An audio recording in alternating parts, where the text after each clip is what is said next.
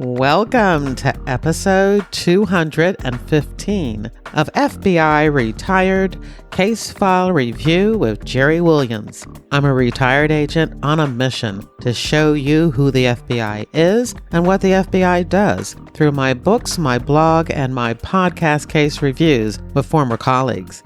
Today, we get to speak to retired agent Jim Kyle, who served in the FBI for 28 years. He served in the Denver Division, the Newark Division, and the Philadelphia Division Williamsport Resident Agency, where he initially worked violent crime, Bureau of Prison Corruption, and drug cases. Later in his career, Jim began to specialize in the investigation of crimes against children. In this episode, Jim Kyle reviews several of his child predator cases and the Conversation with Purpose interview strategy. Using this innovative investigative technique, he successfully investigated several hundred crimes against children cases, to include 8 known child victim identification program matters and numerous high-profile sexual exploitation of children, pornography, production subjects, and sex rings, such as the international investigation into the North American Man-Boy Love Association, NAMBLA, and the Pedophile Information Exchange. These cases resulted in the dismantling and disruption of 921 subjects in 23 countries and 22 states. Jim traveled overseas to England, Netherlands, Spain, and other countries to conduct the investigation in cooperation with law enforcement agencies within those countries and Interpol, assisting with cases involving the dark net and specifically peer-to-peer targeting. This is a heavy episode. It's never graphic, but we are discussing a serious subject. Towards the end of the interview, I asked Jim a very personal question. I thought about deleting it, but I didn't, because I thought his honest response told us more about Jim Kyle's character and professionalism than the entire interview. During our conversation, Jim mentions his mentor, Ken Lanning, several times. I did an episode with Ken about crimes against children that also focused on confirmation bias. I think this time, just before the U.S. elections, is an excellent time to listen or to re-listen to episode 165 with Ken Lanning.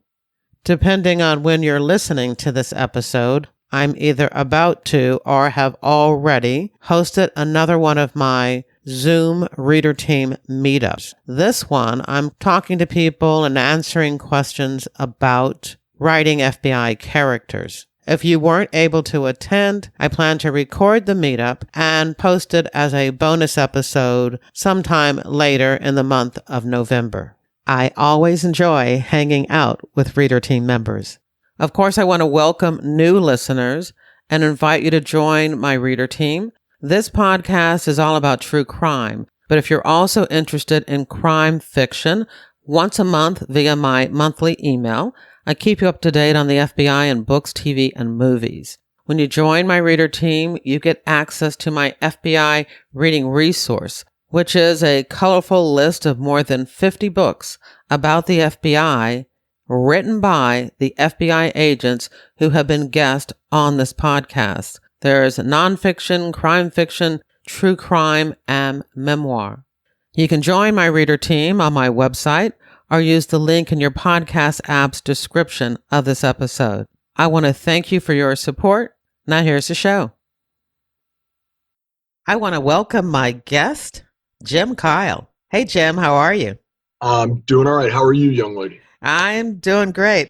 We're talking about a very serious subject today because you spent most of your bureau career working crimes against children violations. I got into working sexual victimization of children, sexual exploitation of children, crimes against children, all the different things you want to layer that under in the late 80s, early 90s. And worked close to 2,000 subjects myself. And then I've had other cases that branched out. What we're going to do today is we're going to both concentrate on the program itself, the crimes against children, sexual exploitation of children. We're going to look at that program. you'll also provide us with a couple of case reviews so that we can give a good understanding of the motivations, if there's such a thing, for these type of predators. Easily done. So in addition to you investigating these cases, you've also been actively involved in the training program. And so for this episode, we're going to frame it around a central question from me to you.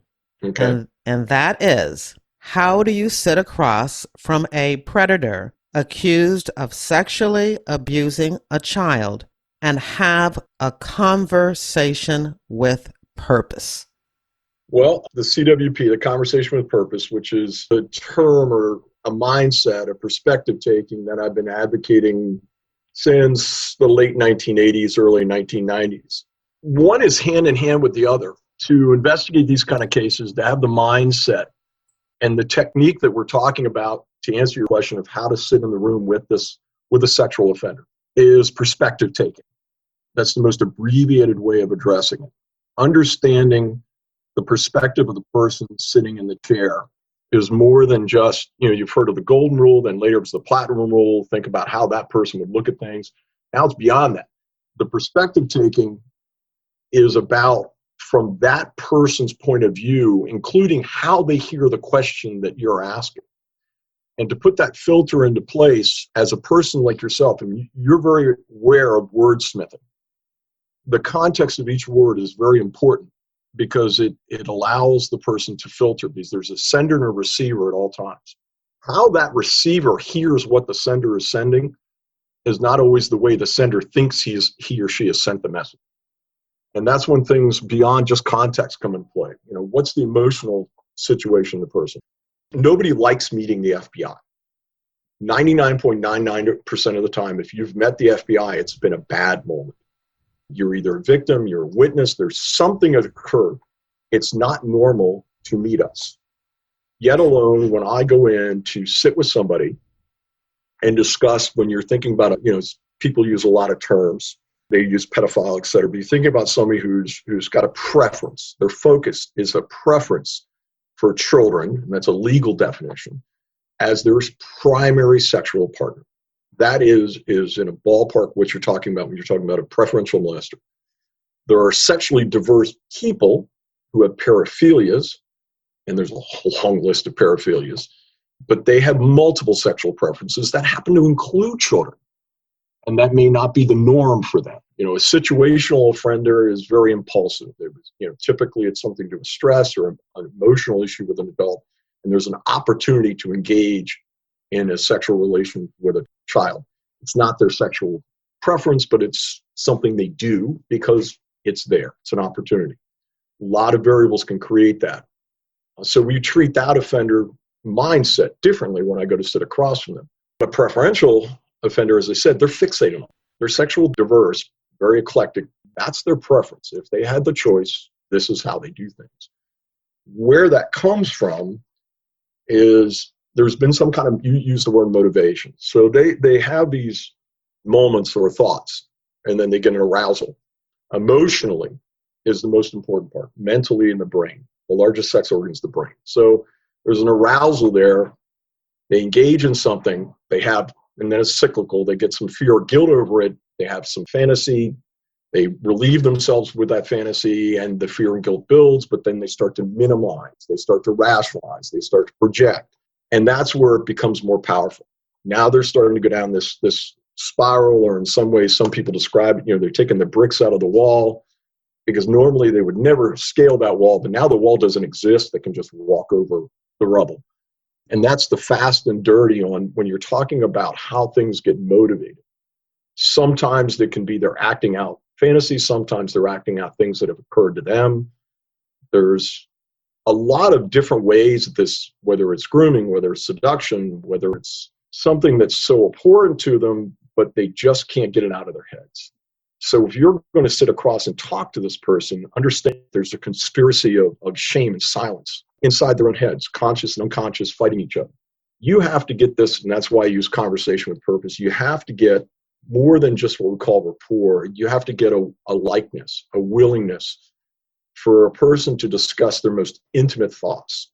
You're not going to do that by walking in saying, I'm with the FBI, I need to interview you about this, and let's start with question number one. I mean, that's just not going to work. You have to work on first building a basis. A lot of people talk about rapport. Rapport gets defined in a lot of different ways, but it's that commonality between two people and agreeingness that has to occur. How do you develop a commonality with somebody that you know has done this horrendous and vile thing of having sex with a child or sexually abusing a child? Yeah, sexual interaction with a child in some way, shape, or form. Mm-hmm. The bottom line is I don't think of it as vile for them. I can't project that.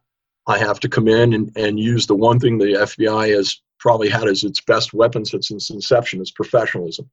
I have to understand the self-regulating strategies of the person across me. And that's, again, a psychological principle.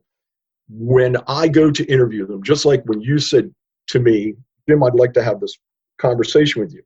Okay, I start anticipating what you're going to ask me. So I start laying out strategies for what I'm going to answer, what I'm not going to answer. And if you remember our initial conversation, I was very concerned about I don't want to exploit any of these people, victims or subjects, because everybody in this has been damaged in one way or another. Now, that mindset right there is what I have to get across to the person when I walk in the room. I have to identify myself, which is fine. I'm very professional. If they are in custody, my first and foremost thing is that advice of rights, which for me was a tool that allowed me to empower them. And think about that concept. As I delivered the advice of rights, I would emphasize to them that this is an opportunity for them to control what's going to be recorded, what's going to be going forward here. And when I do that professionally, and I do it with empathy, and I do it with understanding and clarity, they start to understand, okay, he's going to do this job one way or another. The question is now, how do I control it? And that's that self-regulating strategy. They are obviously going to be sitting across me going, okay, I didn't end up in this chair by accident. They know that. They know that something led to this moment. And keep that in mind, Jerry, because that's something that I'm going to use early on. So why do you think you're sitting in this chair across from me? What do you think brought us to the point where the two of us are now meeting? And that's that open-ended but with focus. Now, one of the tailoring moments there is don't let it so nebulous, give it direction with expectation. I'd like to hear why you think you're sitting here. Keep in mind that we need to be focused on those things that are most important to you right now. Now, that's a different way of saying it. And that, again, puts the person in a position where they're thinking, okay, what is important to me? I know that before I walked into this room, whether they were in custody or just being brought in for questioning, or whether they voluntarily walked in the door, which I've had many offenders come in to, quote, tell their side before we got to them, quote unquote. That's an interesting one. But the bottom line is this is a situation then where if I empower them to do what they think is most important, and then as they say those things, even if it's new information to me, I can't act like it's new information. I almost have to go, well, I think it's interesting. You think that's important. Can I ask you about this? Or, well, you've mentioned this. I noticed you didn't mention this. And again, these are things you're going to have to pace. You don't do them all in one sequence with every person the same way. But it is that mindset where now it's become a conversation. We're just going to have a conversation here. Everybody's going to do it differently, Jerry. There's going to be stylistic moments. I prefer to never have any questions written out ahead of time in front of the person. I may have some, but they're not going to be in front of the person because I didn't want them to focus on what they thought I had written down. I want everything to be on a focus between the two of us communicating, auditory. But then again, I'm very eclectic. I'm one of those people that have a photographic memory for details. So I would sit there and remember things that were said in chats from 3 months ago. I'd read the chats, they're just in my head. So that was a huge weapon for me because then I can strategically use evidence as I'm in this conversation from a macro to a micro to get the person into a point where they realize two things. One, they think I know more than I know. And secondly, when they start to realize that there are things that I am asking that they're confirming or deconfirming, those are things that I was actually hoping to elicit from them. And I've stated it in a way that they believe I already know that. And again, these are all part of these strategies that you use when you're talking to a person like an Angela Larkin, who was, as you would say, a very vile creature. She was sexually abusing her own child with men. Or whether it's Richard King, the person was with her, or case out of Newark where we had, men engaging. They were part of the NAMBLA group. Let everybody know what NAMBLA stands for. NAMBLA is the North American Man Boy Love Association. They were engaging with boys literally all over the world. That's how that mindset begins. The SWAT team was incredibly effective in a huge case that I had in Newark because I needed to heighten the tension of one of the offenders that we were picking up early on in this case I just mentioned. And I knew he was adverse to authority figures. I knew that this person had a problem with people of color. I knew he had a problem with a lot of things, including being a preferential child molester who preferred boys between the ages of 9 and 14. I knew that he was obese and that he always had to eat at certain times of the day. So his arrest was planned as he left a McDonald's drive-thru, and every member of the SWAT team was a person of color. And they treated him incredibly professional, but his heightened tension, by the time he got to the room, and then we used a technique that was used in a Russian serial sexual offender case, Hunting the Devil. I had a photographer, a guy named John Pappas. He was a phototech at that time. He sat there with flashbulbs just taking pictures of this guy over and over. There was no film. It was the fact that we were planting knowledge that we knew something about his visuals, about him physically. I had a search warrant for pictures of his body. By the time we got to the point where Bill Tonkin and I walked in the room and said, "Hi, how are you doing? Would you like a sandwich?" He was so ready to talk to any human being at that point. It was all strategized. You design these interviewing or pre-interviewing tactics ahead of time. Eric Naslund was the subject in that case, and he was a very unique person. So there were unique circumstances, and we went through a lot of legal review, how we're going to do all this and make sure all of it was kosher. And again, none of it was with force, none of it was with intimidation. Everything was straightforward. Knowing his beliefs, his characteristics, his biases, his concerns, having read all his chats, having all that foreknowledge and done some analysis of that. And, I give credit to Bill Tonkin. Bill sat there and said, "Well, Jim, what about this? What about that?" And we discussed these things. Now, these days, the Bureau teaches a model called PEACE, planning, initiation, engagement, closing, and evaluation. And it's a model, and it comes out of a lot of these studies after 9/11 from Adducing, et cetera, where we learn how to set these things up. Now, we've been doing this for a long time, long before I was ever an agent. But now we've got a methodology behind it and a science behind it. So to answer your question, you learned it back then from your peers. Now we learn it through training, reading, and evaluation. That reevaluation of everything we do, every time we finish something, go back and look at, well, how did we do it? How successful was it? Why was it successful? Was it effective to the means that we desire? That type of, some people call it overkill, but that constant rethinking of the moment has allowed us to evolve and gotten better. The things I described with Eric, back then in the 1990s, there were people out there talking about these things. We were staging interviews, doing everything. That stuff's been going on since World War II. But we've gotten more proficient and effective over time. And back then it was old in-services. Now, we front load a lot of this education when they're sitting in Quantico. What do you think about the term interrogation?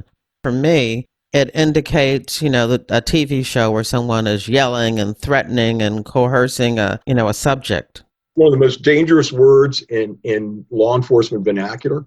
I would have thought that. Yeah. That you felt that way. The mindset is horrible. I don't like the word interview. I understand that it's a lexicon that we use. If I had my druthers, and I'm not empowered to be that person, but it would be we educe or we elicit, or more preferably, as you can tell from me, everything, and this is something I've been doing since the late 80s. I always tell people I'm having a conversation. Now, there's a purpose in this conversation. And that's where that leverage moment comes in. Eric Naslund, when he was arrested and Bill and I went in to have this conversation with him, we knew we interrupted his lunchtime. Early on, after the advice rights and going all that, because he'd been in custody, he had a strategy very similar to a POW, name, rank, serial number kind of approach. He was willing to talk about only well, why did you charge me? And we were able to eventually get him off that theme early. And we did something symbolic. We broke bread with him. We had sandwiches there because it was lunchtime for us too. And we were willing to sit at a table and eat with him. That told him something psychologically. If you're willing to eat with somebody, you're willing to accept somebody. That doesn't mean I condone somebody. The reality is that I knew I had hundreds of children out there who had been victimized. This man was a key.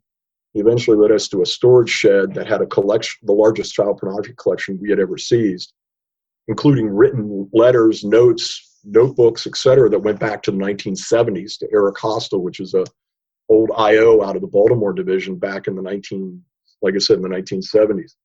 So, I mean, it was an incredible cache of intelligence into a sex ring that, people that knew each other for, 30, 40 years. One of the subjects we arrested was 72 years old, and his offenses went back to when he was in his 30s.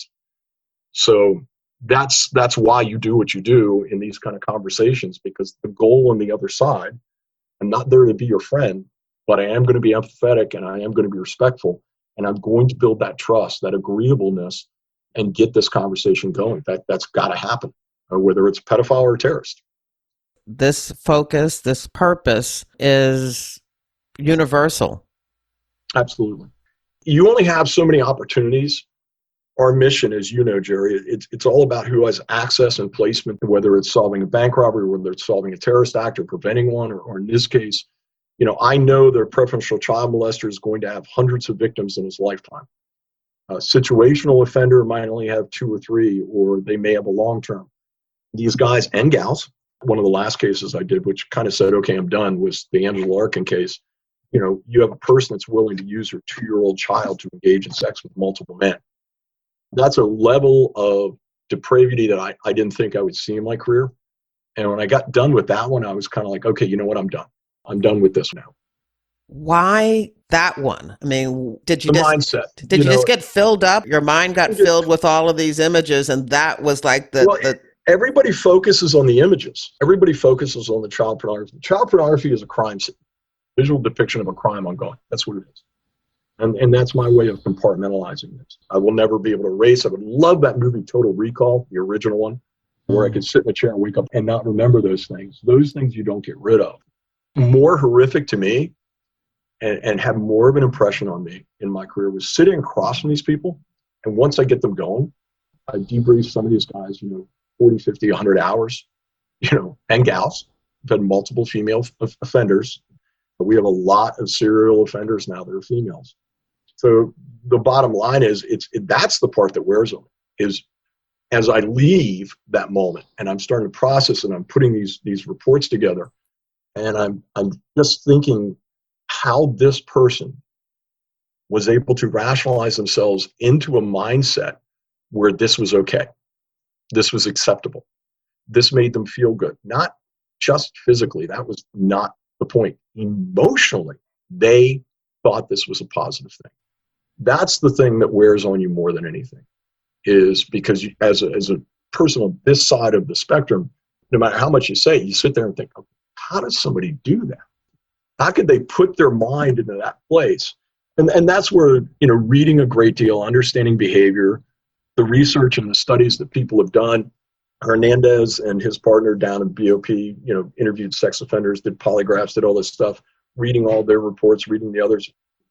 Having all that knowledge and getting all that information from all these people really helped me process and rationalize, okay, I can compartmentalize that one and move on. This person's just that or just this. When I hit Angela, that was the wall I never thought I would see. And that was just too far for me at that point. And I said, you know what, I need to get out of here. Went down, taught Quantico for a while, went in the cyber division, then retired. I would have reached that level much earlier. It definitely takes a certain type of person to be able to work these cases. And how would you define what that certain type is? Just somebody that can compartmentalize, or is it more to it than that? Each person has to know themselves. Self-awareness, self-actualization. I'm not going to go down the Maslow triangle here, but it is not a workload for everybody. I really enjoyed working the prison cases out of Philadelphia, up in the Williamsport area. Allenwood Prison, you remember some of the big cases there, some of the other stuff we did. It was kind of a relief for me. But the 4 years online undercover, which was towards the end of the career, just the inundation with the sheer volume of it over and over and over. Whether it was a Richard Hicks, because I was a 13-year-old girl online, he spent a year online trying to groom me for sadomasochism and wanted me to travel to Tennessee. We finally reached out and he was arrested. But then there's also the wins, Jerry, to answer your question. And the reason he leaped to mind is he was arrested, picked him off at work, went to the house to do the search warrant. His wife of multiple years, initially denial, then as they explained things, they disclosed evidence, showed process and paper to her. I was the 13-year-old he was trying to recruit. The next day, she took his prized GTO car, put it out on the driveway, and sold it for like $500. And she had divorce papers filed within 2 days. She was done, 2 or 3 days. She had no idea. She had no idea. No. And there's the other thing that does help you kind of move along when you say dealing with these things. There were wins. There were good people. There was a woman, her husband was a traveler. He dropped her off. She was getting on a plane to go from Baltimore to Florida to pick up her mother, to bring her mother and her father's dead ashes back up to Maryland, to then have a ceremony with the family up here to bury her father. That's what she got on a plane to do that morning. He drove like a bat out of you-know-what up to Pennsylvania to go meet this 13-year-old girl. Very disappointed when he met me. I wasn't what he thought I was. She came to our initial appearance that next week and passed out in the back of the courtroom. She couldn't believe what she was hearing, I guess. The sad part is she heard it. And what we didn't know was that her and her sister had been sexually abused when they were children by her own father. Wow. So now here she is married to an offender. On that side, it was a recharge moment for me because that poor woman stayed in touch with myself and our victim coordinator, Melissa, I think for another 2 or 3 years while she went through a divorce, because she had been married to this man, dependent on this man. They had the type of relationship. She was at home and he was working. And her whole life revolved around this man for, I think it was close to 50 years. So, now her whole life is upside down. And in a way, it was a recharge for me because I felt like we could help this person. Technically, according to the Bureau, you talk about programs, she was not a victim. I can't fit that one in my head because everybody around these people is victimized. Oh, absolutely. To know that somebody that you care for is involved in this type of behavior. The father of her child, she had a girl who was in college at that point. And just the fear that maybe your child had been molested. Well, yeah, we had to go through that whole moment too. One of the things that came along, I'll say too late in my career, but we got victim coordinators. And they're more than that. They're victim advocates and they're people that work the cases with you. When I was in Newark, we didn't have those. This is the late 80s, early 1990s up through about 97 when I was in Newark. Fast forward, the next office in Philadelphia where you and I met, I had the absolute joy and it made a huge impact on our effectiveness and our efficiency. Melissa Halley was our victim coordinator. Big shout out to her. But she was a passionate person, very advocate, very knowledgeable. And having that partnership, along with all of us becoming smarter about how we approach these things, allowed us to get into the proper mindset. Because as you establish a large base of knowledge, every one of these human beings is somebody that you can be empathetic to on some level. Most of the offenders, I could find some kind of empathy in the way of, wow, I can't believe you're this messed up. We need to get you help. You are a threat. There are some that are just vile, to use your word, and that was a priming moment. So you said something, so I picked it up and used the word, which would occur in a conversation with purpose. I would use certain words to see if the person would play them back. So there's a live example for you. We had one, Richard Bagarozzi out of New Jersey. I believe he's still committed because they put him under a civil commitment, what they call SVPA. Sexually Violent Predators Act. A lot of states have those. It's not a criminal charge. It's not double jeopardy. But he was a hardcore pedophile in that first case I mentioned to you. Sexually abusing boys, convicted a couple times of that. And we took Richard off, and he went to jail for 10 years on federal time. Before he got out of the federal, the state of New Jersey committed him under that act to a, for lack of a better phrase, a psychology therapy group. It's a incarcerated moment, but it's on a civil commitment because he is such a sexual predator that there is no cure for him. Now, there's the oxymoron that always rubbed me. It's diagnosed as, it's not a disease. This is a behavioral disorder. There is no, quote, cure because there is actually no legitimate sickness. So there's the catch-22. So he's been sitting in that facility. I think he's still there, but I know that case went down in 94. He served his 10 years and was moved into that facility somewhere around 2004. And I believe he's still there now in 2020. He may be out. I don't track these people. Now, there are going to be people listening who just heard you say that it's not a sickness, and they are sitting there saying, what? It's a sexual preference. That's what the law defines it, but that's what the psychologists define it. This is a paraphilia. It's a sexual disorder. Here's my question to you then. If this is a sexual preference, not a sickness, during your conversation with Purpose, we're going to get you some help. What are you referring to? Help for what? Help for them to deal with their own beliefs. Getting somebody to actually talk to.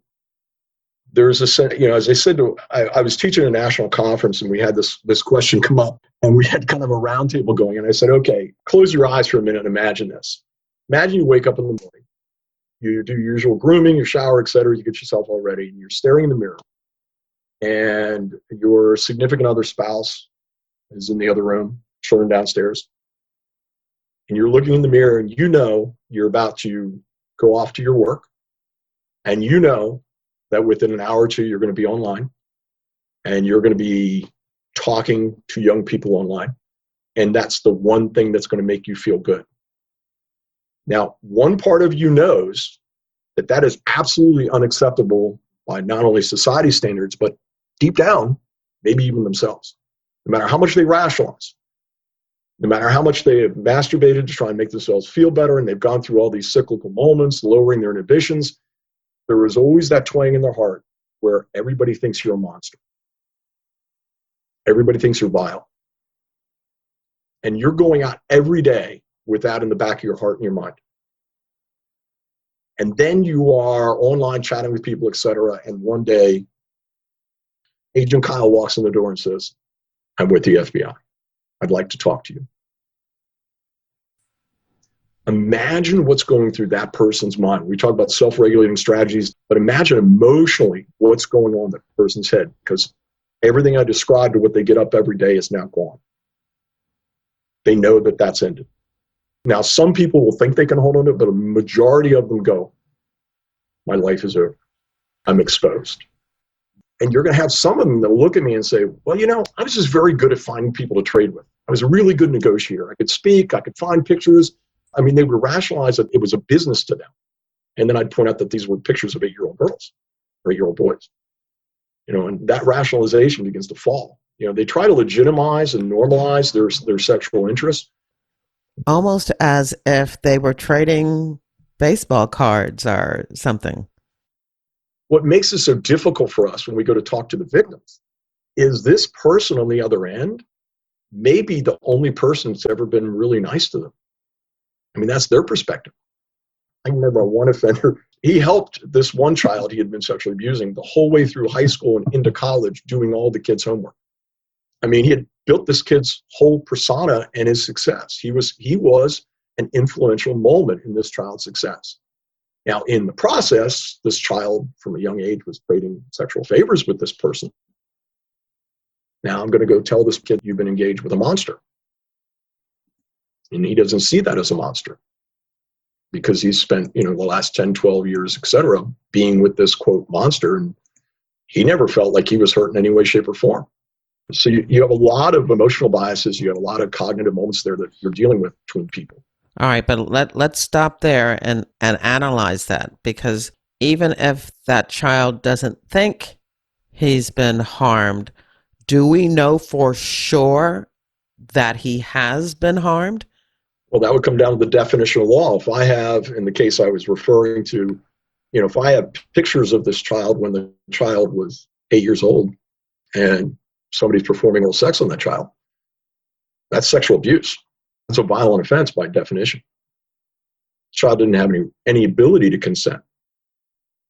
I remember Judge Debevoise, and he kind of went into the same thing you're asking about, Jerry, but in a very different way. He was a very good judge in District of New Jersey, and we had the Bagarozzi and Fedorovitz case with him. We were doing an evidentiary hearing, and I had been classified as an expert on the stand, and he asked me, he said, Mr. Kyle, these boys appear to be laughing and smiling. They don't appear to be harmed, yet somebody's doing these things to them.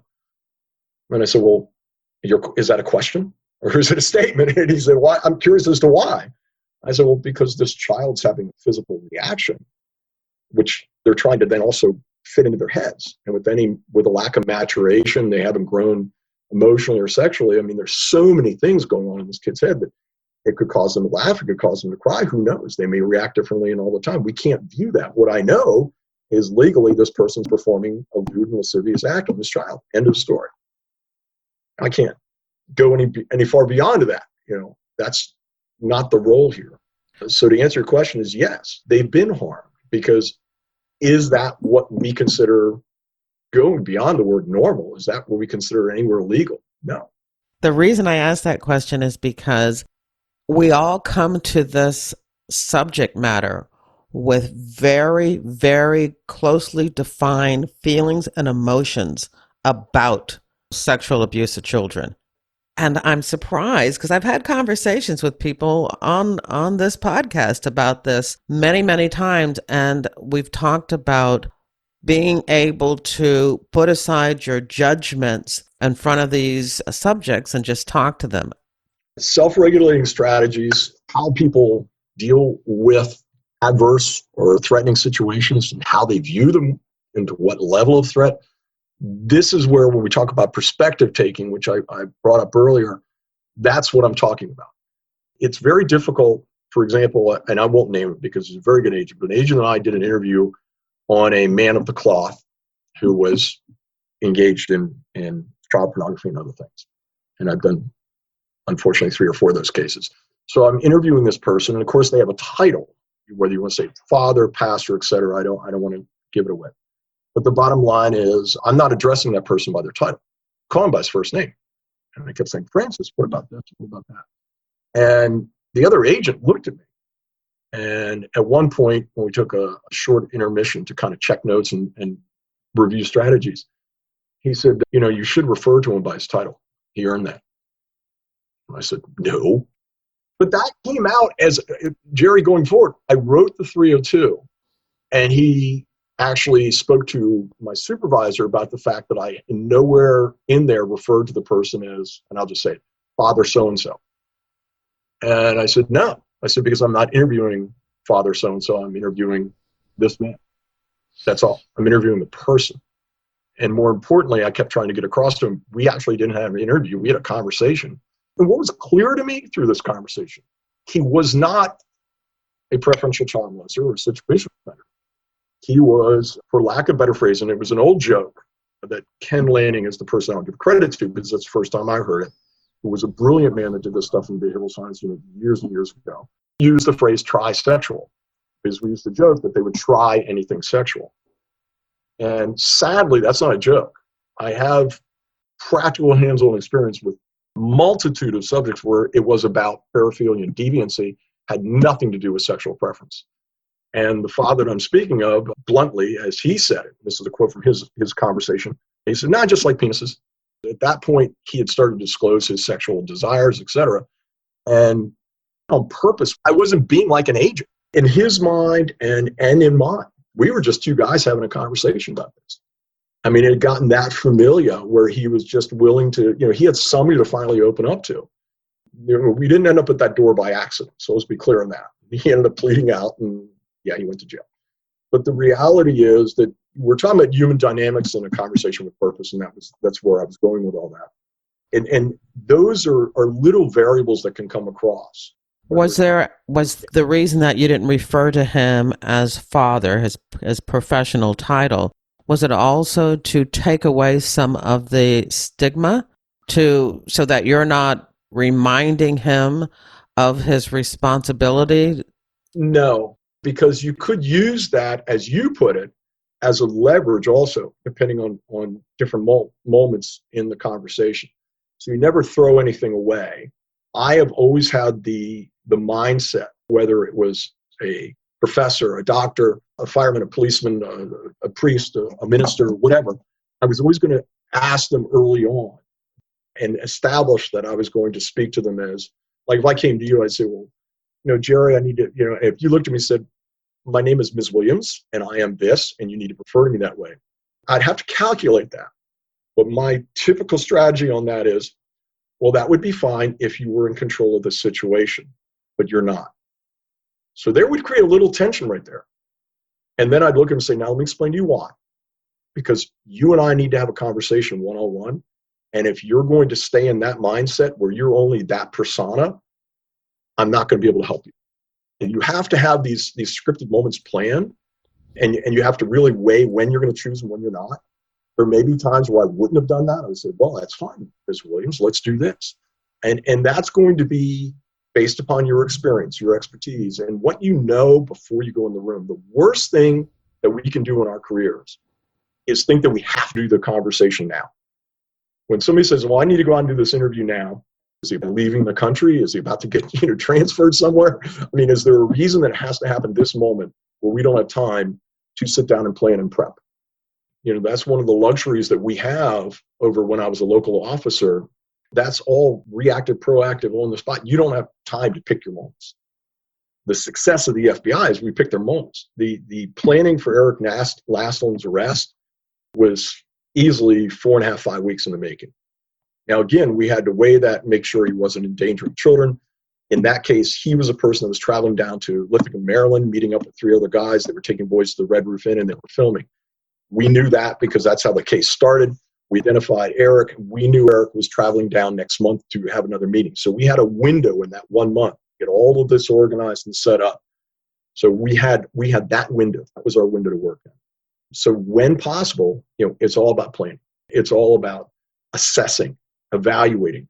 Bill and I actually had rehearsed different openings with each other, conversations. Well, what if he says this? What if he says that? Role-playing is huge to try and anticipate things and think about what it's going to be. A lot of conversation about even what time of the day to pick this guy up. I actually have a chapter, in my book, FBI Myths and Misconceptions, about this interrogation. You see it on TV all the time where, they're I've shouting. Never done one. Yeah, right. Well, good. I honestly can tell you, even with some of the most horrific subjects I've had, such as Angela Larkin, I mean, that case, you want to talk about a case study, that was February 18th of 2004. And actually the 19th is when we went to her place. She wasn't there. We tracked her down in Lehigh area of Allentown. The agents were able to pick her up. I had to drive down and transport her back up to the Middle District. And my first conversation with purpose with her was in the worst location possible, in a car. What was key, though, was what the agents had observed the night before when she was arrested, an interaction between her and the child. Because we had a child at risk we had to save. The child was saved. The child was 2.5 years old when we saved that child from her. And figuring out what we were dealing with, figuring out how we were going to approach this. One of the more pathological people I've ever dealt with. And wow, what a psychopath.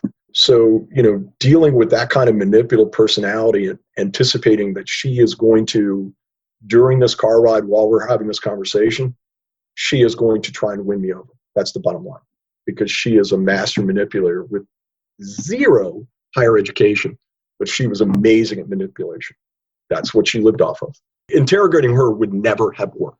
We would have shut down, and we wouldn't have identified a multitude of men who had access to that child and a couple hundred that she had sent images to. And that's the whole thing about this concept that you see in movies and TV. Does interrogation ever work?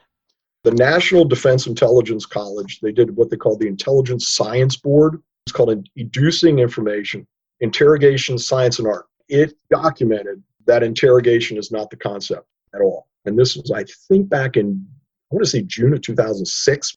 And what they were talking about back then was elicitation, and it implies a systematic gathering of information. And they started talking about developing scenarios, dealing with collaborators, dealing with how to do these things. And the intelligence community was recommended they need to explore more useful information sources. They acknowledge that the interrogation doesn't work. Do you remember the advice or rights form that at the top said, I believe, advice or rights for interviewing and interrogation? Was the title of the advice or rights. Because I remember sitting on the stand and having defense attorneys working the four corners of the document and saying, you interrogated my client. I said, no, sir, I didn't. I interviewed him. No, it says right here on the form, you're interrogating him. You were yelling at him. You were screaming. They used that term and they painted it, rightly so, because we gave them the opportunity. I think it was somewhere around 1990, I want to say, or 91, when we finally took that off the top of the advice of rights. I was in Newark at that time on the drug squad. If I remember right, we all went, oh, dear God, it's about time. We still used the word interview. Again, at least we didn't say it was interrogation. These are lexicons that have meaning, just like every word I use in that conversation has meaning to the person across from me. Because if I said to Angela, I said, well, I know that you sent images. She went, no, I didn't. And I said, well, I'm going to be honest with you, Angela, you're lying to me. And I wrote that in the 302, which some people objected to. And she said, no. I said, well, you're rationalizing. She goes, what do you mean? I said, well, you're picking up on the word images. She goes, yeah. I said, we all know we're talking about a webcam, aren't we? And she paused and she went, when you say it that way, yes. So those words have meaning. Huge moment, because when I've disclosed to her that I know something, and at that point, she was feeling really good about saying, I've never sent images, because in her rationalization, she never sent still pictures. She only used live webcam. Yeah, so when you listen to the words... That was one of her regulating strategies.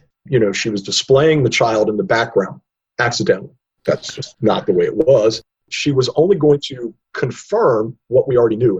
This is how people rationalize, they project, they minimize.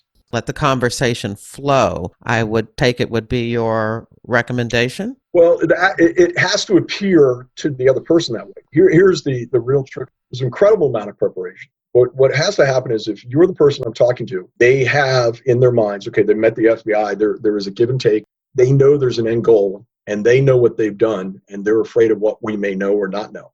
And there's a key leverage for us. They don't know everything we know. So disclosing information up front is never a best practice.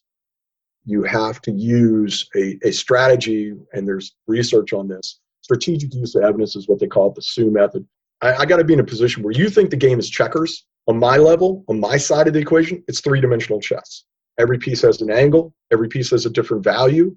What piece do I want to sacrifice when? And at no time can you feel like it's a chess game. It can't be that complex.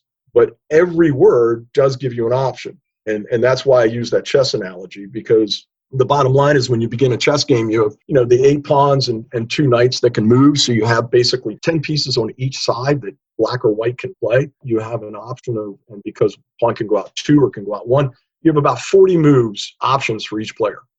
Already, just on your first move, there's 40 different options.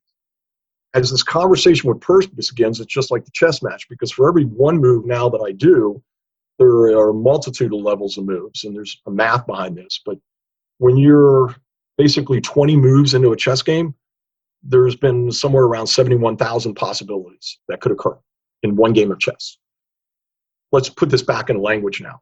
Language is about deception. There's a great book called Why We Lie. Dr. David Livingston Smith, that's his name. And it's about the evolutionary roots of deception, the unconscious mind. Jerry, you ever have Thanksgiving dinner with the whole family? Oh, absolutely. When you were a child, did you have that? Yes. Let's just say if grandma showed up with blue hair, your hair looks different. That's nice. We have social parameters in language, and we use language not always with malice or forethought. We use it to get along, build alliances, build relationships, so that we have the ability to coexist. We choose words to not offend. We choose words to communicate, to imply empathy, to make sure that we don't put up barriers. I mean, there's all this level, and a lot of it is unconscious. Before we even spit the words out, our unconscious mind has already programmed us as to what we're going to say. Now put yourself in the position of Angela sitting in that car, and she's been arrested. Her child's been taken from her. She's been told it involves sexual exploitation of children. She knows what she's done with the child. Now she knows that I know about at least a webcam moment. Get the phrase, a webcam moment. She doesn't have no clue whether I know about all the people she's chatted with, if I processed her computer, if I even found her computer.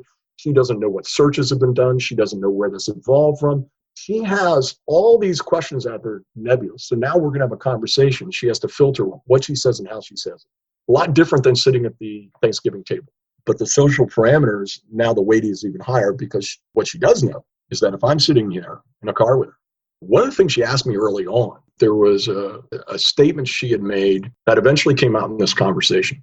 If I did this, which I'm not saying that I did, how much time am I facing? Now, unpacking that moment, think about that, Agent Williams. If I did this, which I'm not saying I did, how much time am I facing? I'm way down the road in hours of conversation with her when that comes out. An immense moment. Oh, absolutely, because she's right on the edge of confessing. She's right there. By the time she made that statement, I didn't need a confession, nor was I looking for one. There's where we talk about planning. My goals and objectives were I need to find out who else was involved and how many men had access to this child.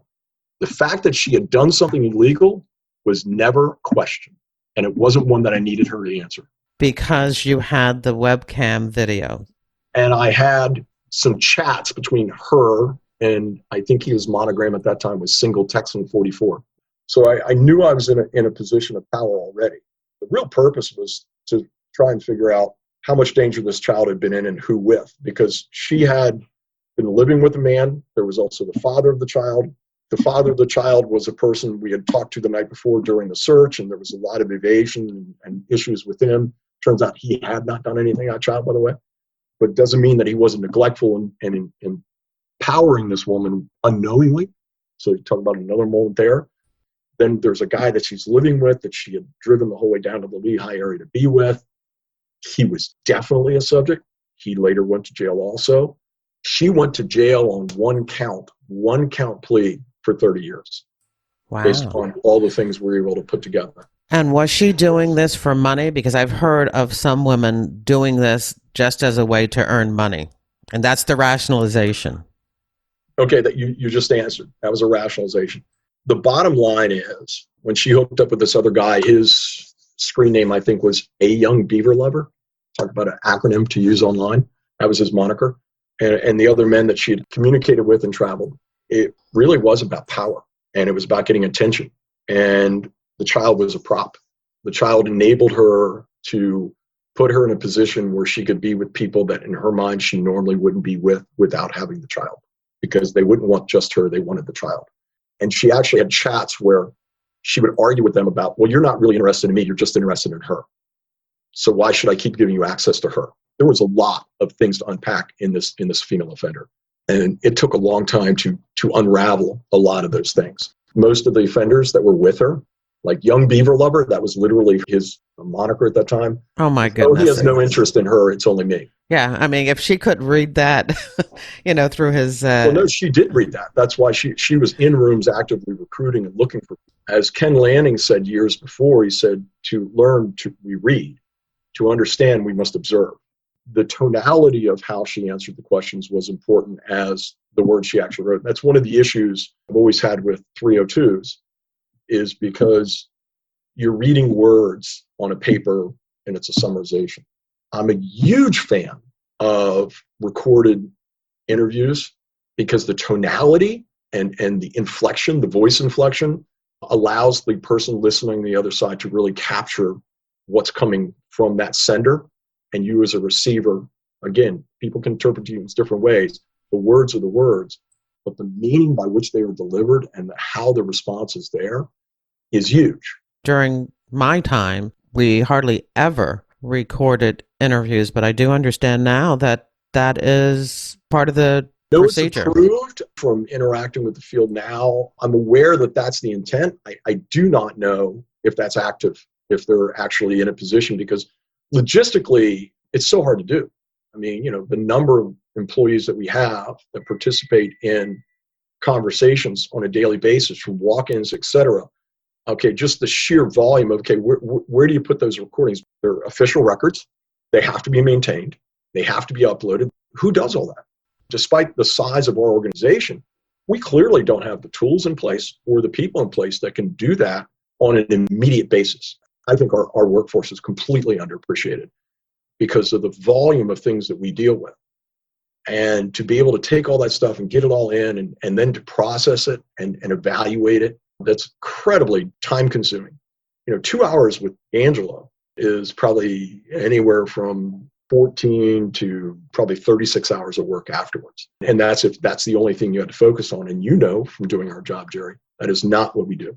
I looked it up for this interview. I grabbed my old calendar. Literally the week I'm doing an interview with her, I had already done an indictment on another guy, and I was online with probably 16 other offenders. That was normal. So you're juggling all those balls in the air. That's just the way it is, especially when at that point, I'm in a 6-person RA, and we have, State College as our sister RA. So between the two RAs, we got 33 counties that run through the whole center of the state. I guess the other issue is that during a 2-hour interview or conversation, maybe a half an hour is really valuable information. And the rest of the time is used to get that person in a position to be able to talk to you and tell you the truth. So be able to establish trust and communication lines and to get that agreeedness going where there's an exchange and it's strategic and tactical and there's all these layers working. So all of it is incredibly relevant. In this case, we have a child. Well, she had other young children. Some were not in the house anymore. If she's done this with one, has she ever done this with any other? There's so many things there in that recorded conversation. There is not one wasted moment in there because I need to make sure that I can assess everything that I'm getting there, including how and what she reacted to and how did that create an opportunity or did I miss an opportunity? And that's where, team interviewing is so huge. And that's why I'm a big advocate of a conversation is not just you and I, it's 3 or 4 of us. And yet alone, if now you throw in there's a language barrier and you have interpreters, because interpreters are not just interpreting, they're running that conversation with you. So that's one of the things you have to do is they have to be part of that whole conversation team.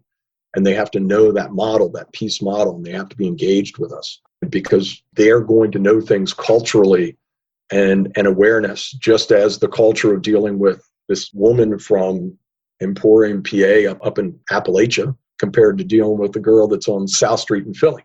It's 2 different worlds.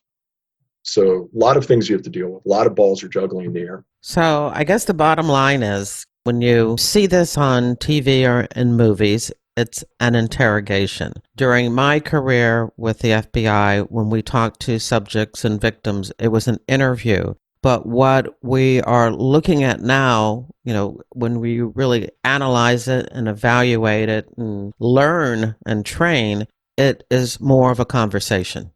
I would be curious, Jerry, the reaction you're going to get from people that hear this, because they're going to say, well, the 2 words are synonymous. They're going to say, well, of course my interviews were conversational. I built rapport, I did this, I did that, that's what we train. They're right and they're wrong. Because if I go in with the perspective of a conversation, if that's my lexicon, if that's my point of view, it's more than just I need to build rapport and then get details. I need to create a constant flow of conversation, and I need to create a situation where I can cross that bridge multiple times. I think the difference is when you go in with the knowledge that you're having a conversation, that rapport building or that taking time to establish commonality is a given. When you talk about an interview, somebody could go into a situation with the mindset of just getting the answers. It's a way to set the scene. The tone is very important. That book I referred to before, Why We Lie, which I thought was a great book. He talked about social poker. He talks about the Machiavellian mind, and he talks about the unconscious mind. He talks about all these things. But as I was reading that, I just kept going back to interaction with my own family members, with people as I grew up, and even the mentors in the old bullpen area that we used to have in the squad, and human dynamics and why people would say certain things or not say certain things or do things. This field of inquiry to deal with serial sexual offenders and these kind of emotions and the nature of the act itself. Nobody should be engaged in this as the principal until they've had probably 5 or 6 years of experience, just because of having been through it as a young person in the Bureau and not having what I call the apprenticeship. As you start getting into this kind of work, and I've done this over 23 years, you start to first amass a large amount of knowledge through interaction with other people that do this kind of work. My primary focus on and off through all of my career, all 3 offices, was the crimes against children. Started with a sex case involving a daycare center on a military base back in '87. And it was a different bureau at that time. When I landed then in Newark, I was on a drug squad. Gail Chapman was a fantastic agent. She was moving out of this. They said, well, we'd like you to maybe take a look at this because you had this experience when you were in your first office. And my apprenticeship lasted about 6 months while Gail was in transition. And, she was out the door and off to an RA. And next thing you know, I'm sitting there going, wonder what I need to do next. It was a different mindset back then. There were no evaluations. I mean, later in my career, yes. We had psych evals, we had assessments to make sure that it wasn't affecting you. I always chuckled at that because a lot of behavioral work that I've gotten involved in, I talk to the psychologist and say, so exactly how can you not be affected? And really what you're measuring is the impact of that. How is it wearing on that person?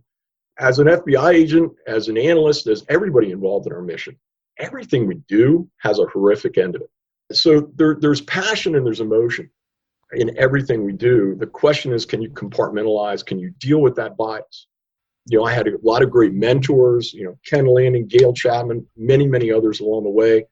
Support from the supervisors, support from the other guys and gals on the squad. And thank God for Bill Tonk and thank for some of the brilliant agents that are around me. They made me look good. The other difference, and this will probably cause an explosion on your podcast, is my supervision back then involved supervisors who were actually engaged in the cases and enveloped in them and were experienced long-term investigators. They were not managers. They weren't there to manage me. They weren't there, quote, to exhibit leadership. They gave leadership by example in a different context because they were able to sit down with me and work through this whole moment. There was a pivot moment in this case when we took down Eric Naslin, and this was on the very large case we started with in the very beginning. And we agents in Lindenwold, New Jersey, which were actually Philly agents at that time, and I was in Newark, went over and we had obtained a key from him. And we put it in a car and drove it fast as you could down to South Jersey, hooked up with that division. We got a search warrant going, and they went over to a storage facility that was being maintained by a guy named Basil Ketchum, who was 73 years old at the time, and was one of the founding fathers behind the scenes of NAMBLA. And whenever a pedophile would get arrested, they would send their stuff to him and he'd put it in store. Eric was the librarian. He was a young, quote unquote, student of Basil's. And he was in his 30s. And he was there cataloging all of this stuff. And so we now had to talk about, access and placement. Huge. So, we get all this stuff, we put it and we bring it up. And we take a supervisor's office, empty the furniture out and turn it into an evidence room. Try and do that today. The next day, of course, within a day or two, we're going to do a display, photo op. Jerry, you're the principal information officer. You get it. Yes, I do. So they put all this stuff out in the SAC's conference. It fills up a 30-foot table. We have all the agents there. The SAC comes in, looks at this stuff. We give him a brief. He turns around, looks at me, and says, I'm not getting my picture taken with this stuff, and walks out of the room. And your thoughts? Go forth, young man. My supervisor intervened, and the ASAC said, we'll take this a different route. We're good with this. They went out, talked to him for a while. He came back in because he was just so appalled. He had flipped a couple of the books open, which was probably not a good thing for him. And he had never seen this stuff. And it just made him nauseous. And I don't blame him. There was no fault there. But he just wasn't ready to handle that moment. So the one ASAC stepped in, and again, long-term criminal guy. And Jim Doherty, who was an incredible bank robbery agent in SSRA and then came up and was on the violent crime squad with me. He was my supervisor at the time. Jim handled the whole thing. And he, along with at that point, I don't think they were called PIOs. I don't know what, the media person, they took care of setting this thing up and dealing with it. And I was in the background the whole time. I stayed off the view. That was a plan because I had to go talk to a lot of people and I didn't want them to ever see me or know me until I walked in the door. But yeah, that was an interesting reaction from him. I have a picture in a old manual down here of the SAC. He came in and did a group picture with the squad because of the significance of it. It was groundbreaking. You could see the look on his face. He just hated being in the room. He was appalled. But the supervisor was amazing. Do you think that there is any way to work these type of cases without having some type of non-judgmental ability to engage in conversation? No. The question is, do you project the judgmental? You see, when you say that, I'm thinking unconsciously, yes, the judgmental is always going to be in your mind. The question is, what do you project and what do you say, and how does the person on the other side receive your message? At no point did I ever let these people think that I was in any way condoning or approving or in any way even suggesting that what they did was right, because that would have been just so false and they would have seen right through it. So what was it? Respect, empathy, respect. I'll never forget, he's a retired agent, Lou Glodick, wonderful agent. There was a subject named Gregory Lefchek, and he was out of Bloomsburg, and he had involvement with two other pedophiles from the Berwick area. They were providing alcohol, drugs, etc., and they were engaging in sex with this group of kids. And Gregory was a person who knew them, so they brought him over to partake. So as I got into those two guys and we locked them up, we found out about Gregory. But as that case evolved, and I'm really short-circuiting this, at one point I am now having a conversation with purpose with Mr. Lefchek. He's been arrested. He's been charged. And we're at the end of about, 2 or 3 hours of conversation. And I give the catch-all moment. Greg, is there anything else you want to say? Because I wasn't planning on telling you any of this. See, I didn't respond to that. I just let it go. I said, is there anything else you want to say? He goes, I have a question. What's the question? I need a favor. I said, probably not going to give that, but what's the favor? I remember this vividly because the way I'd staged this moment, we were sitting in a roll call room in the police department at Bloomsburg, fairly large room, very open, not confining, lots of windows, so there was light and everything, and there was no visual pressure on him. He felt like a small person in a huge room. And Mr. Glodick was on the other side, behind him, and we staged that on purpose. So there was only focus on him and I, but I had somebody else there. And he said, can I have a hug? Now, I'm looking past him, and I can see Agent Glodick just about ready to fall out of his chair in tears laughing. And I can also see him pulling out his BlackBerry, ready to text everybody, oh my God, the pedophile wants to hug Jim. I mean, this is agent banter moment. I know I'm never going to live this down. And I went, now, what did I tell you, Greg? He goes, I know. You're not here to be my friend. I said, no, why did you ask that? He goes, because you're the last person that's ever going to be nice to me. And I said, well, I can't argue with that, Greg. It's going to be up to you. You're going to have to do a lot of things to survive.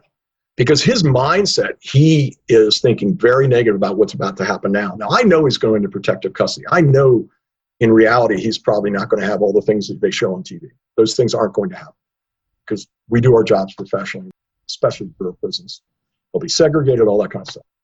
But the bottom line is, his perception is, I'm about to go to jail and get whooped, destroyed, killed. You could see him just shaking. And he just wanted some kind of human contact because at that point, he's feeling like he's never going to get one. That's a win for me. He wrote me letters from jail, called, ended up helping us on a case out of the local jail because he was being held locally, where two guys were talking about trying to go hurt a police officer. And Greg reached out for us because of the way we had treated him. And he became a jailhouse snitch for us. So you don't know what bridges you need to cross. So there are going to be some people listening to this interview who are going to say this is a bunch of BS. Whether they're in law enforcement or they're thinking they want to become law enforcement officers, they're going to look at this and say, here we go again, being extra kind and sensitive to criminals. Take two words out. I'm not being kind, I'm being respectful.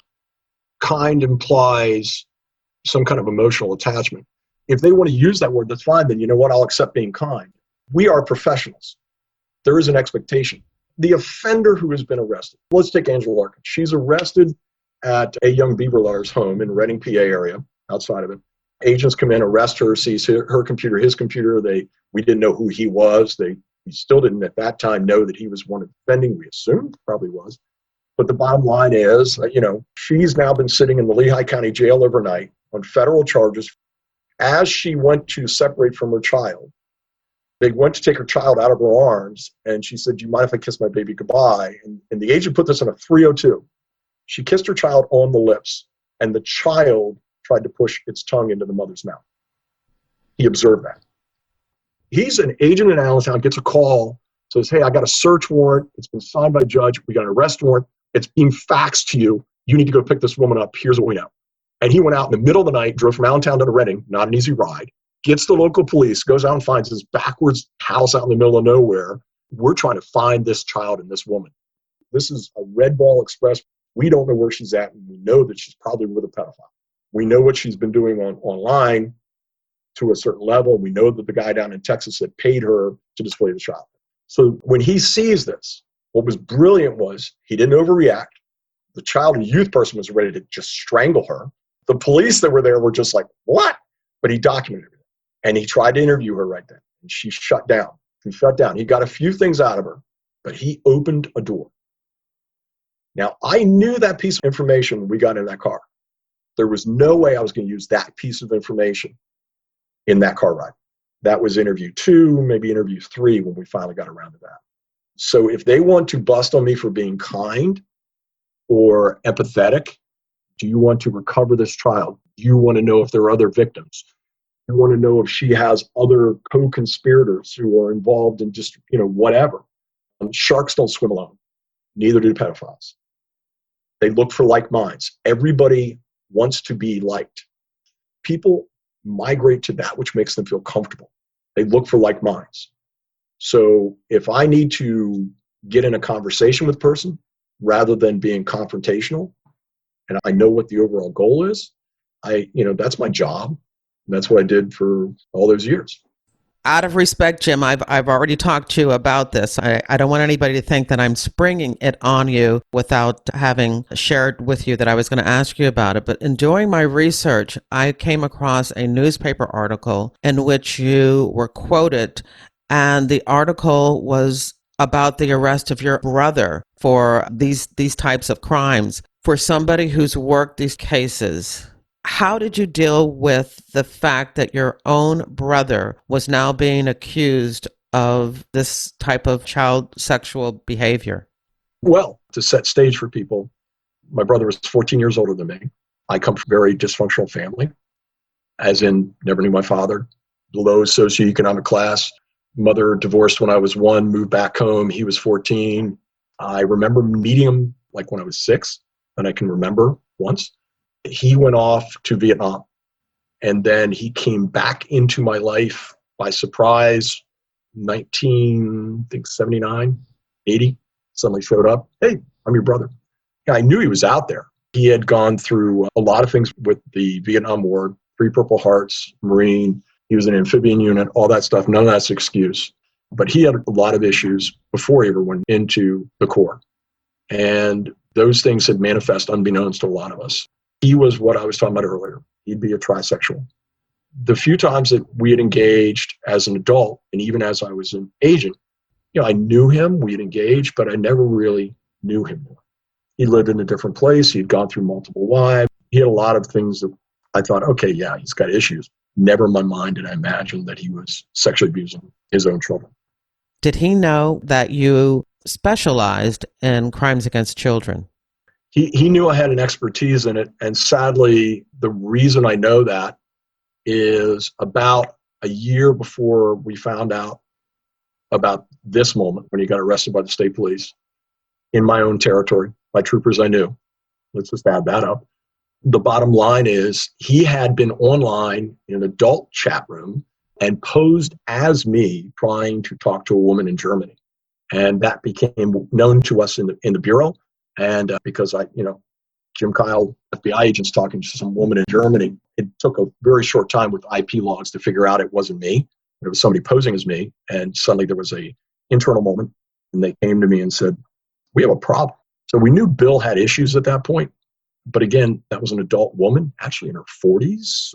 Bottom line is, we found out because his most recent wife and child, the child disclosed to the mother. She took her immediately to the state police barracks, as you should, and the case exploded.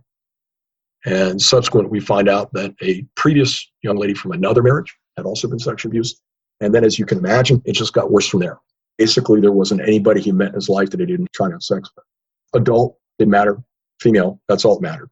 Only females. But age didn't matter. It was just whatever the thrill was. Yes, the quote you're talking about is, I testified for the victim in a sentencing hearing, and they were looking for leniency, and I was fighting against that. I think the famous quote was, and you'll be able to look it up, but I equated him to a cockroach that after a bomb, he'd still be surviving. There were a lot of visceral anger on my part about this whole moment. And again, that's just proof that you don't know where it can come from.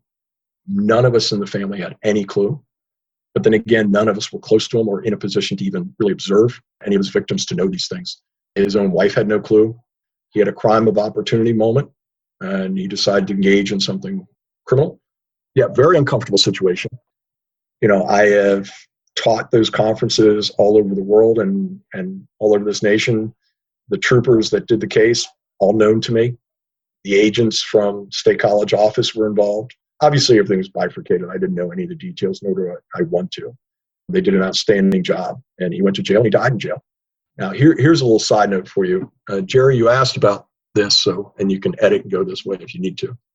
When I made that statement, which you found, he was told that I was coming to testify. I went to the jail, visited him, and told him, I'm going to testify against you. You need to go to jail. And I put him in tears that day. Didn't make me feel any better, but kind of did. So I viscerally hated him at that point. He refused to come into the courtroom for my testimony. They did it in camera. He refused to appear during that sentencing hearing, to physically be in the room, because he didn't want to stand there and hear it. That helped the victim a great deal. And that's what I was there to do. I was there to help her. In hearing you talk about this, I'm just being honest, I see a different emotion. This is personal. I mean, that young girl, I knew her.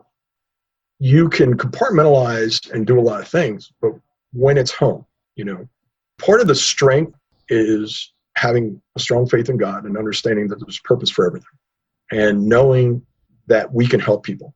If you keep looking at the glass half empty, if you can't realize that everything you can do can make somebody better, whether it's Gail Hayden passing out in the back of the room and then figuring out, okay, now she's really going to once we get her up, and we had to get her to the hospital, we had to go park her car.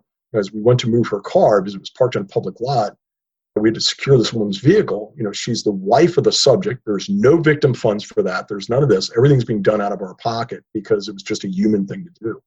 As we opened the car, she had cut up the charging documents that were delivered the day of the search warrant and had little statements of his guilt, basically pieces of evidence that we had put in the search warrant, were taped to her dashboard. It was so personal to her. Yes, my tone changes when you start realizing that these are all human beings you need to care for. And now you're in your same position. Here I am as an expert. You have to have that passion, and you have to understand, okay, what's my focus now? Is it about that this will make me look bad? No, it didn't make me look bad. It had nothing to do with me. It had to do with the fact that this child needs help. And that's where my focus needs to be. As I said to the troopers, because they were very respectful. They knew me. I'd worked cases with them. And they were like, Jim, we're so sorry. I said, we're good.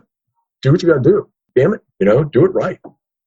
That is truly the definition of professionalism.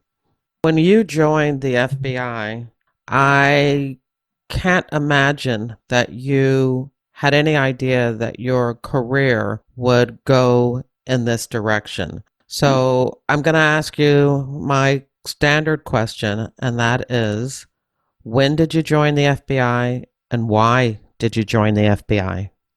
I came into the FBI in 1986. In December was when I entered on duty.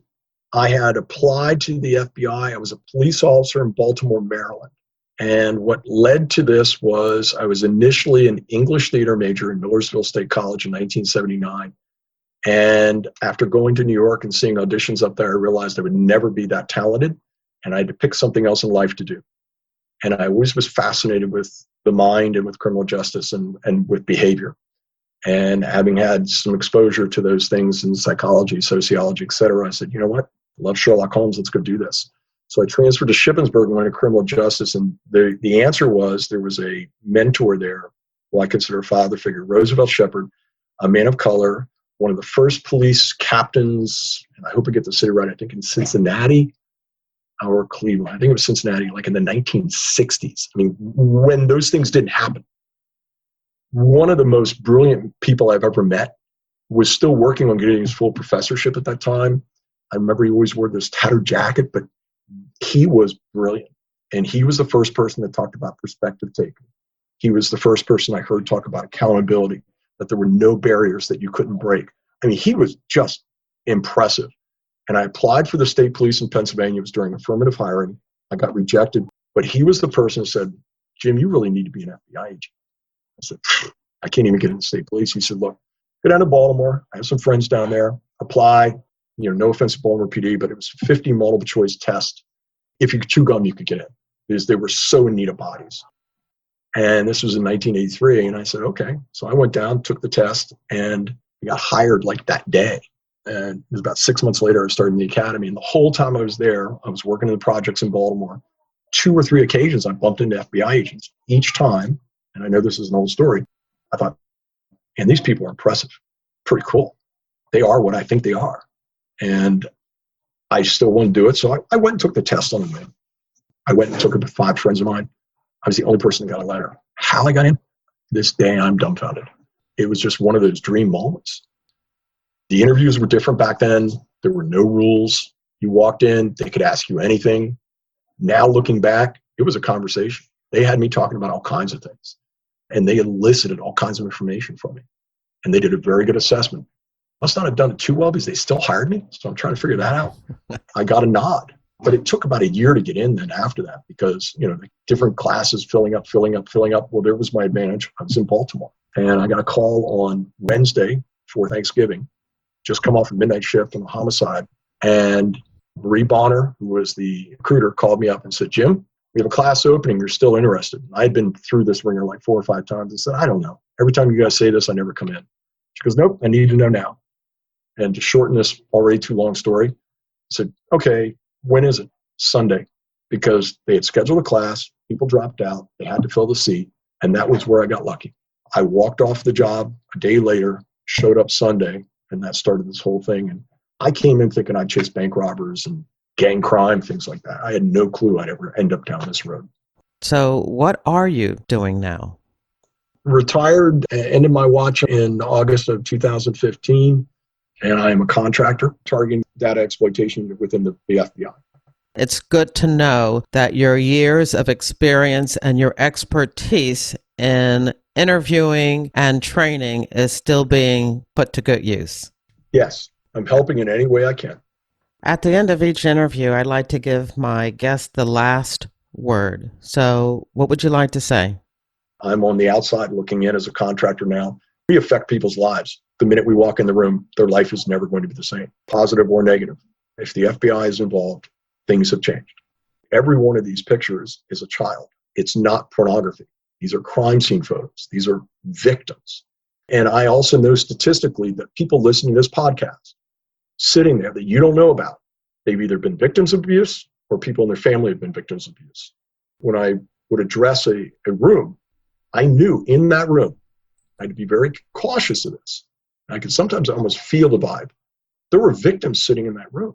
There are people who've been sexually abused or molested in some way or exploited. Sadly, that's just the reality. And that's the end of the interview. At jerrywilliams.com, you'll find a photo of Jim Kyle. There are articles about some of the cases we spoke about and a link to the FBI website Crimes Against Children program page. I hope you enjoyed the episode and that you'll share it with your friends, family, and associates. If they're not sure how to listen to a podcast, have them read the post on my website, How to Listen to a Podcast. And don't forget to subscribe to FBI Retired Case File Review on Apple Podcasts, Google Podcasts, Spotify, or your favorite podcast app. I would also love it if you checked out the link for my books in your podcast app's description of this episode. My nonfiction books, FBI Myths and Misconceptions, a manual for armchair detectives, which goes through 20 cliches and misconceptions about the FBI in books, TV, and movies. And then there's the companion book, FBI Word Search Puzzles, Fun for Armchair Detectives. My FBI Philadelphia Corruption Squad crime series features flawed female FBI agent Carrie Wheeler in Pay to Play and Greedy Givers. All of my books are available wherever books are sold as ebooks, print books, and audiobooks. If you've already picked up copies of my books, please consider leaving a review. Reviews help readers find good books. Thank you for listening to the very end, and I hope you come back again for another episode of FBI Retired Case File Review with Jerry Williams. Thank you.